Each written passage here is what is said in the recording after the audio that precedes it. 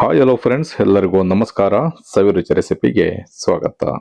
ನಾನು ಇವತ್ತಿನ ವಿಡಿಯೋದಲ್ಲಿ ಬೆಳಗಿನ ತಿಂಡಿಗೆ ಬಹಳನೇ ರುಚಿಯಾಗಿರ್ತಕ್ಕಂಥ ಹಾಗೆ ಮಕ್ಕಳಿಗೆ ಲಂಚ್ ಬಾಕ್ಸ್ಗೂ ಕೂಡ ಬಹಳನೇ ರುಚಿಯಾಗಿರ್ತಕ್ಕಂಥ ಪಾಲಕ್ ರೈಸ್ ಮಾಡೋದನ್ನ ತೋರಿಸ್ತಾ ಇದ್ದೀನಿ.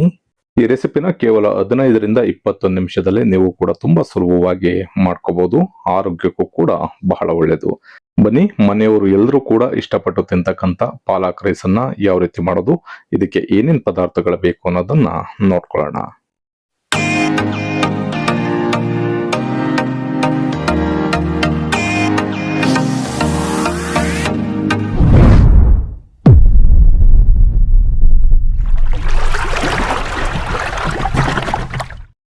ಪಾಲಕ್ ರೈಸ್ ನ ಮಾಡ್ಲಿಕ್ಕೆ ಒಂದು ಕಟ್ಟಿನಷ್ಟು ಪಾಲಕ್ ಸೊಪ್ಪನ್ನು ತಗೊಂಡು ಈ ರೀತಿ ನೀಟಾಗಿ ಕ್ಲೀನ್ ಮಾಡಿ ಇಟ್ಕೊಂಡಿದ್ದೀನಿ. ಈಗ ಈ ಪಾಲಕ್ ಸೊಪ್ಪನ್ನು ಸ್ವಲ್ಪ ಬಿಸಿನೀರಿಗೆ ಸೇರಿಸ್ಕೊಂಡು ಒಂದು 2ರಿಂದ 3 ನಿಮಿಷ ಬೇಯಿಸ್ಕೊಳ್ಳೋಣ. ಪಾಲಕ್ ಸೊಪ್ಪನ್ನು ಬೇಯಿಸ್ಕೊಳ್ಳಿಕ್ಕೆ ನೀರನ್ನ ಬಿಸಿಯಾಗಲಿಕ್ಕೆ ಇಟ್ಕೊಂಡಿದ್ದೆ. ಇವಾಗ ಇದಕ್ಕೆ ಪಾಲಕ್ ಸೊಪ್ಪನ್ನು ಸೇರಿಸ್ಕೊಂಡು ಒಂದು 2ರಿಂದ 3 ನಿಮಿಷ ಬೇಯಿಸ್ಕೊಳ್ಳೋಣ. ಈ ರೀತಿ ಪಾಲಕ್ ಸೊಪ್ಪನ್ನ ಬೇಯಿಸ್ಕೊಂಡು ನಾವು ಪಾಲಕ್ ರೈಸ್ ನ ಮಾಡ್ಕೊಳ್ಳೋದ್ರಿಂದ ಬಹಳನೇ ರುಚಿಯಾಗಿರುತ್ತೆ. ನಿಮಗೆ ತಿನ್ಬೇಕಾದ್ರೆ ಹಸಿ ಸ್ಮೆಲ್ ಬರಲ್ಲ, ರುಚಿನೂ ಕೂಡ ತುಂಬಾನೇ ಚೆನ್ನಾಗಿರುತ್ತೆ. ಈಗ ಒಂದು 2ರಿಂದ 3 ನಿಮಿಷ ಬೇಯಿಸ್ಕೊಳ್ಳೋಣ. ಈಗ ಒಂದು 2ರಿಂದ 3 ನಿಮಿಷ ಪಾಲಕ್ ಸೊಪ್ಪನ್ನ ಚೆನ್ನಾಗಿ ಬೇಯಿಸ್ಕೊಂಡಿದ್ದೀನಿ. ಇವಾಗ ಸ್ಟವ್ ಅನ್ನು ಕಂಪ್ಲೀಟ್ ಆಗಿ ಆಫ್ ಮಾಡಿಕೊಂಡು ಈ ಪಾಲಕ್ ಸೊಪ್ಪನ್ನ ಸ್ವಲ್ಪ ತಣ್ಣೀರಿಗೆ ಸೇರಿಸ್ಕೊಳ್ಳೋಣ. ಈ ರೀತಿ ನಾರ್ಮಲ್ ನೀರಿಗೆ ಬೇಕಿದ್ರು ಸೇರಿಸ್ಕೋಬಹುದು ಅಥವಾ ಕೋಲ್ಡ್ ವಾಟರ್ ಬೇಕಿದ್ರು ಸೇರಿಸ್ಕೋಬಹುದು. ಈಗ ಚೆನ್ನಾಗಿ ತಣ್ಣಗಾದ್ಮೇಲೆ ಇದನ್ನ ಮಿಕ್ಸಿ ಜಾರ್ಗೆ ಸೇರಿಸ್ಕೊಂಡು ರುಬ್ಕೊಳ್ಳೋಣ. ಈಗ ಪಾಲಕ್ ಸೊಪ್ಪನ್ನ ರುಬ್ಕೊಳ್ಳಿಕ್ಕೆ ಒಂದು ಮಿಕ್ಸಿ ಜಾರ್ನ ತಗೊಂಡು ಈಗ ತಣ್ಣಗಾದ ನಂತರ ಪಾಲಕ್ ಸೊಪ್ಪನ್ನ ಸೇರಿಸ್ಕೊಳ್ತಾ ಇದ್ದೀನಿ. ಇದ್ರ ಜೊತೆಗೇನೆ ಒಂದು 4 ಹಸಿಮೆಣಸಿನಕಾಯಿನ ಖಾರಕ್ಕೆ ಸೇರಿಸ್ಕೊಳ್ಳೋಣ. ಒಂದು ಅರ್ಧ ಇಂಚಿನಷ್ಟು ಶುಂಠಿ, 1 ಗೆಡ್ಡೆ ಬೆಳ್ಳುಳ್ಳಿ, ಸ್ವಲ್ಪ ಪುದೀನ ಸೊಪ್ಪು, ಸ್ವಲ್ಪ ಕೊತ್ತಂಬರಿ ಸೊಪ್ಪು, ಅರ್ಧ ಸ್ಪೂನ್ ಜೀರಿಗೆ, ಅರ್ಧ ಸ್ಪೂನ್ ಕಾಳುಮೆಣಸು, ಒಂದು 1/4 ಟೀ ಸ್ಪೂನ್ಗಿಂತ ಕಡಿಮೆ ಅರಿಶಿಣದ ಪುಡಿ. ಇಷ್ಟು ಪದಾರ್ಥನ ಸೇರಿಸ್ಕೊಂಡು ರುಬ್ಬೋದಕ್ಕೆ ಸ್ವಲ್ಪ ನೀರನ್ನು ಸೇರಿಸಿ ಗಟ್ಟಿಯಾಗಿ ಮಸಾಲನ ರುಬ್ಕೊಳ್ಳೋಣ.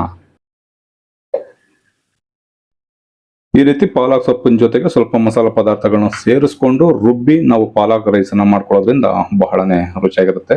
ನೋಡ್ಬೋದು ಎಷ್ಟು ಸಖತ್ತಾಗಿ ಪಾಲಕ್ ಪ್ಯೂರಿ ರೆಡಿ ಆಗಿದೆ ಅಂತ. ಬನ್ನಿ, ಈಗ ಪಾಲಕ್ ರೈಸ್ ನ ಯಾವ ರೀತಿ ರೆಡಿ ಮಾಡ್ಕೊಳ್ಳೋದು ಅಂತ ನೋಡೋಣ. ಪಾಲಕ್ ರೈಸ್ ಅನ್ನ ಮಾಡ್ಲಿಕ್ಕೆ ಒಂದು ಕಡಾಯಿನ ಬಿಸಿಯಾಗಲಿಕ್ಕೆ ಇಟ್ಕೊಂಡು ಇದಕ್ಕೊಂದು 2 ಟೇಬಲ್ ಸ್ಪೂನ್ ಅಷ್ಟು ಎಣ್ಣೆ ಸೇರಿಸ್ಕೊಳ್ಳೋಣ. ಈ ಎಣ್ಣೆ ಜೊತೆಗೇನೆ ಒಂದು ಆಲೂಗೆಡ್ಡೆನ ಮೇಲ್ಗಡೆ ಇರ್ತಕ್ಕಂಥ ಸಿಪ್ಪೆನ ತೆಗೆದು ಸಣ್ಣದಾಗಿ ಕಟ್ ಮಾಡಿ ಸೇರಿಸ್ಕೊಳ್ತಾ ಇದೀನಿ. ಎಣ್ಣೆ ಜೊತೆ ಒಂದು 3ರಿಂದ 4 ನಿಮಿಷ ಫ್ರೈ ಮಾಡ್ಕೊಂಡು ಇದನ್ನ ಸಪರೇಟ್ ಆಗಿ ತೆಗೆದಿಟ್ಕೊಳ್ಳೋಣ. ಈ ರೀತಿ ಆಲೂಗೆಡ್ಡೆನ ಸಪರೇಟ್ ಆಗಿ ಎಣ್ಣೆನಲ್ಲಿ ಫ್ರೈ ಮಾಡಿ ನಾವು ಪಾಲಕ್ ರೈಸ್ಗೆ ಸೇರಿಸ್ಕೊಳ್ಳೋದ್ರಿಂದ ಬಹಳನೇ ರುಚಿಯಾಗಿರುತ್ತೆ. ಸ್ವಲ್ಪ ಆಲೂಗೆಡ್ಡೆ ಎಣ್ಣೆ ಜೊತೆನಲ್ಲೇ ಕಲರ್ ಚೇಂಜ್ ಆಗಿ ಫ್ರೈ ಆಗಬೇಕು. ಅಲ್ಲಿವರೆಗೂ ಒಂದು 3ರಿಂದ 4 ನಿಮಿಷ ಫ್ರೈ ಮಾಡ್ಕೊಳ್ಳೋಣ. ಮನೆಯಲ್ಲಿ ಮಕ್ಕಳಿದ್ರೆ ಈ ರೀತಿ ಪಾಲಕ್ ರೈಸ್ ಅನ್ನ ಲಂಚ್ ಬಾಕ್ಸ್ಗೆ ಮಾಡಿಕೊಟ್ರೆ ಬಹಳನೇ ರುಚಿಯಾಗಿರುತ್ತೆ. ಮಕ್ಕಳು ಅಷ್ಟೇನೆ ಬಹಳ ಇಷ್ಟಪಟ್ಟು ತಿಂತಾರೆ. ಕೇವಲ 15ರಿಂದ 20 ನಿಮಿಷದಲ್ಲಿ ಈ ರೆಸಿಪಿನ ರೆಡಿ ಮಾಡ್ಕೋಬಹುದು. ಈಗ ಒಂದು 3ರಿಂದ 4 ನಿಮಿಷ ಆಲೂಗೆಡ್ಡೆನ ಚೆನ್ನಾಗಿ ಫ್ರೈ ಮಾಡ್ಕೊಂಡಿದೀನಿ. ನೋಡ್ಬೋದು ಆಲೂಗೆಡ್ಡೆನೂ ಕೂಡ ಸ್ವಲ್ಪ ಕ್ರಂಚಿಯಾಗಿ ಫ್ರೈ ಆಗಿದೆ. ಇವಾಗ ಇದನ್ನ ಸಪರೇಟ್ ಆಗಿ ತೆಗೆದಿಟ್ಕೊಳ್ಳೋಣ. ಈ ರೀತಿ ಪಾಲಕ್ ರೈಸ್ಗೆ ಆಲೂಗೆಡ್ಡೆನ ಈ ರೀತಿ ಫ್ರೈ ಮಾಡ್ಕೊಂಡು ಸೇರಿಸ್ಕೊಳ್ಳೋದ್ರಿಂದ ರುಚಿ ಬಹಳನೇ ಚೆನ್ನಾಗಿರುತ್ತೆ. ಈಗ ಅದೇ ಎಣ್ಣೆಗೆ ಒಂದು ಅರ್ಧ ಟೀ ಸ್ಪೂನ್ ಅಷ್ಟು ಜೀರಿಗೆ ಸೇರಿಸ್ಕೊಳ್ಳೋಣ. ಹಾಗೆ ಸ್ವಲ್ಪ ಗೋಡಂಬಿನ ಸೇರಿಸ್ಕೊಳ್ತಾ ಇದೀನಿ. ಗೋಡಂಬಿ ಇದ್ರೆ ಸೇರಿಸ್ಕೊಳ್ಳಿ, ಇಲ್ಲ ಅಂದ್ರೆ ಸ್ಕಿಪ್ ಮಾಡಬಹುದು. ಈ ರೀತಿ ಗೋಡಂಬಿನ ಸೇರಿಸ್ಕೊಂಡು ಸ್ವಲ್ಪ ಕಲರ್ ಚೇಂಜ್ ಆಗಬೇಕು. ಅಲ್ಲಿವರೆಗೂ ಎಳೆ ಕಾವ್ನಲ್ಲಿ ಲೋ ಫ್ಲೇಮ್ ನಲ್ಲಿ ಇಟ್ಕೊಂಡು 1ರಿಂದ 2 ನಿಮಿಷ ಗೋಡಂಬಿನ ಫ್ರೈ ಮಾಡ್ಕೊಳ್ಳೋಣ. ಈ ರೀತಿ ಎಣ್ಣೆನಲ್ಲಿ ಫ್ರೈ ಮಾಡ್ಕೊಳ್ಳೋದ್ರಿಂದ ಗೋಡಂಬಿ ಸ್ವಲ್ಪ ಗರ್ಗರಿಯಾಗಿ ಫ್ರೈ ಆಗತ್ತೆ.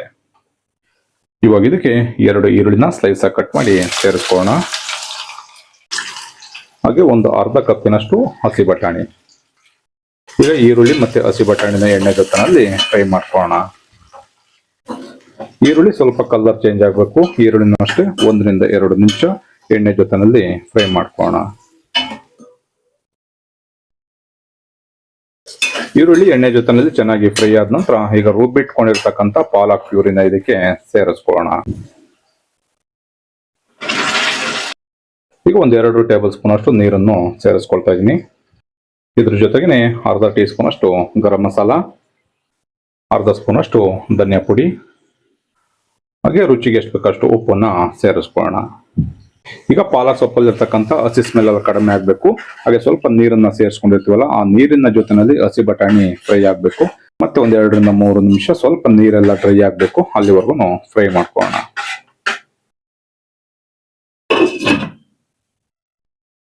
ಈ ರೀತಿ ಪಾಲಕ್ ಪ್ಯೂರಿನ ಬೇಯಿಸ್ಕೋಬೇಕಾದ್ರೆ ಮಧ್ಯೆ 1 ರಿಂದ 2 ಬಾರಿ ಮಿಕ್ಸ್ ಮಾಡ್ಕೊಂಡು ಚೆನ್ನಾಗಿ ಆ ನೀರೆಲ್ಲ ಡ್ರೈ ಆಗಬೇಕು, ಅಲ್ಲಿವರೆಗೂ ಒಂದ್ 2 ರಿಂದ 3 ನಿಮಿಷ ಫ್ರೈ ಮಾಡ್ಕೊಳ್ಳೋಣ.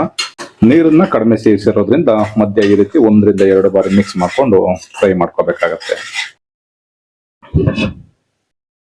ಈಗ ಚೆನ್ನಾಗಿ ಒಂದು 3 ರಿಂದ 4 ನಿಮಿಷ ಫ್ರೈ ಮಾಡ್ಕೊಂಡಿದೀನಿ. ನೋಡ್ಬೋದು, ಈಗ ನಾವು ಸೇರಿಸಿರ್ತಕ್ಕಂಥ ನೀರೆಲ್ಲ ಕಂಪ್ಲೀಟ್ ಆಗಿ ಡ್ರೈ ಆಗ್ತಾ ಬಂದಿದೆ. ಈ ರೀತಿ ಚೆನ್ನಾಗಿ ಫ್ರೈ ಆದ ನಂತರ ಇದಕ್ಕೆ ನಾವು ತೆಗೆದಿಟ್ಕೊಂಡಿರ್ತಕ್ಕಂಥ ವೈಟ್ ರೈಸ್ ಅನ್ನ ಸೇರಿಸ್ಕೊಳ್ಳೋಣ. ನೋಡ್ಬೋದು, ಪಾಲಕ್ ಮಸಾಲಾನು ಅಷ್ಟೇ ಎಷ್ಟು ಸಖತ್ತಾಗಿ ರೆಡಿ ಆಗಿದೆ ಅಂತ. ಈ ವಿಧಾನದಲ್ಲಿ ಮಾಡ್ಕೊಂಡು ಮನೆಯಲ್ಲಿ ಮಕ್ಳಿದ್ರೆ ಮಕ್ಳಿಗೆ ಕೊಟ್ಬಿಟ್ರಿ ಅಂತಂದ್ರೆ ಪದೇ ಪದೇ ಕೇಳಿ ಮಾಡಿಸ್ಕೊಂಡು ತಿಂತಾ ಇರ್ತಾರೆ, ಅಷ್ಟು ಸಖತ್ತಾಗಿರುತ್ತೆ. ಇವಾಗ ಇದಕ್ಕೆ ತೆಗೆದಿಟ್ಕೊಂಡಿರ್ತಕ್ಕಂಥ ವೈಟ್ ರೈಸ್ ನ ಸೇರಿಸ್ಕೊಳ್ಳೋಣ. ಈಗ ಫ್ರೈ ಮಾಡಿ ಇಟ್ಕೊಂಡಿರ್ತಕ್ಕಂಥ ಆಲೂಗೆಡ್ಡೆನೂ ಕೂಡ ಸೇರಿಸ್ಕೊಳ್ತಾ ಇದೀನಿ. ಹಾಗೆ ಸ್ವಲ್ಪ ಕೊತ್ತಂಬರಿ ಸೊಪ್ಪನ್ನು ಕೂಡ ಸೇರಿಸ್ಕೊಳ್ಳೋಣ.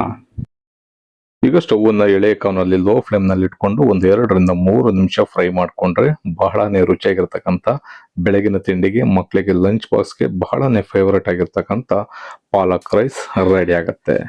ನೋಡಿದ್ರಲ್ಲ ಸ್ನೇಹಿತರೆ, ಬೆಳಗಿನ ತಿಂಡಿಗೆ ಕೇವಲ 15 ರಿಂದ 20 ನಿಮಿಷದಲ್ಲೇ ರೆಡಿ ಮಾಡ್ಕೊಳ್ತಕ್ಕಂಥ ಪಾಲಕ್ ರೈಸ್ ರೆಸಿಪಿ ಮಾಡೋದನ್ನ ತೋರಿಸ್ತಿದ್ದೀನಿ. ಈ ರೆಸಿಪಿ ನಿಮ್ಗೆ ಇಷ್ಟ ಆಯ್ತು ಅಂತ ಅನ್ಕೊಳ್ತೀನಿ. ಇಷ್ಟ ಆಗಿದ್ರೆ ಆದಷ್ಟು ಜನಕ್ಕೆ ಶೇರ್ ಮಾಡಿ. ಇನ್ನು ನಮ್ಮ ಚಾನಲ್ನ ಹೊಸದಾಗಿ ಯಾರಾದ್ರೂ ಸಬ್ಸ್ಕ್ರೈಬ್ ಮಾಡ್ಕೊಳ್ತೀನಿ ನೋಡ್ತಾ ಇದ್ರೆ ಸಬ್ಸ್ಕ್ರೈಬ್ ಮಾಡ್ಕೊಳ್ಳಿ. ಫೇಸ್ಬುಕ್ ಅಲ್ಲಿ ನೋಡ್ತಾ ಇರ್ತಕ್ಕಂಥವ್ರು ನಮ್ಮ ಸವಿರುಚಿ ರೆಸಿಪಿ ಫೇಸ್ಬುಕ್ ಪೇಜ್ ಇದೆ, ಅದನ್ನು ಕೂಡ ಫಾಲೋ ಮಾಡಿ. ಮರಿದೇನೆ ಈ ರೆಸಿಪಿನ ಬೆಳಗಿನ ತಿಂಡಿಗೆ ನೀವು ಕೂಡ ಒಂದು ಸಲ ಟ್ರೈ ಮಾಡಿ ಹೇಗಿತ್ತು ಅನ್ನೋದನ್ನ ಕಮೆಂಟ್ ಮಾಡಿ ತಿಳಿಸಿ. Thank you.